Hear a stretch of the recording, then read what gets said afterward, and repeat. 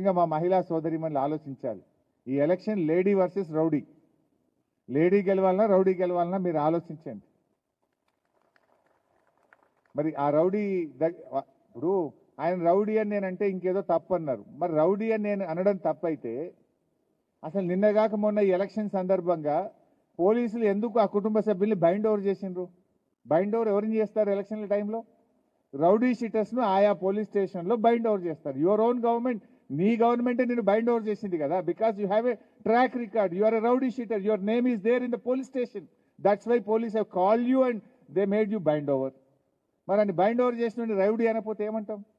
మీరు ఆలోచించండి. Lady versus rowdy, who has to win? ఒక సగటు మహిళగా మరి ఆవిడ మీ సమస్యల్ని బాగా అర్థం చేసుకోగలుగుతుంది. డోంట్ థింక్ దట్ సునీత ఒక్కటి కాదు. సునీత అంటే బీఆర్ఎస్ కుటుంబము మొత్తం, కేసీఆర్ గారు మేమందరం కూడా సునీత గారి ఒక కుటుంబ సభ్యులుగా మీ నియోజకవర్గ అభివృద్ధిలో మీ కష్ట సుఖాల్లో ఒకవైపు కృష్ణన్న ఉంటాడు. రోడ్డు దాటితే కృష్ణన్న, రోడ్డు ఇవతల సునీతమ్మ. తప్పకుండా మేమందరం ఈ డెవలప్మెంట్లో కానీ మీ ఇష్యూస్లో కానీ మేము తప్పకుండా మీకు కోఆపరేట్ చేస్తాం.